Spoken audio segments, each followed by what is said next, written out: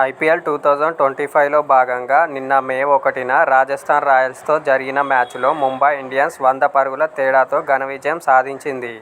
తద్వారా double hat trick విజయాలు నమోదు చేసి పాయింట్ల పట్టికలో అగ్రస్థానానికి ఎగబాకింది.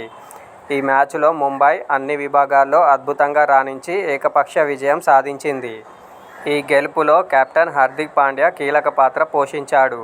తొలుత బ్యాట్తో చెలరేగి 23 బంతుల్లో 48 నాటౌట్, 6 ఫోర్లు, 1 సిక్సర్.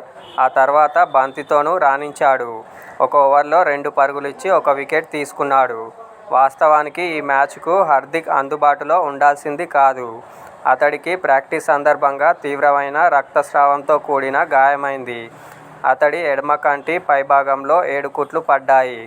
అయినా హార్దిక్ ఈ మ్యాచ్లో బరిలోకి దిగి సత్తా చాటాడు. ఈ సీజన్లో హార్దిక్ మొదటి నుంచి చాలా కమిట్మెంట్తో ఉన్నాడు. ఎలాగైనా ముంబై ఇండియన్స్ను ఛాంపియన్గా నిలబెట్టాలని కసితో రగిలిపోతున్నాడు. గత సీజన్లో ఎదురైన పరాభవానికి ఈ సీజన్లో ప్రతీకారం తీర్చుకోవాలని పట్టుదలగా ఉన్నాడు. అనుకున్నట్లుగానే వరుస పరాజయాల బాట పట్టిన జట్టును డబుల్ హ్యాట్రిక్ విజయాలతో టేబుల్ టాపర్గా నిలబెట్టాడు. వ్యక్తిగతంగానూ హార్దిక్ రాణించాడు. 9 మ్యాచుల్లో 172.5 స్ట్రైక్ రేట్తో 157 పరుగులు చేసి 13 వికెట్లు తీశాడు.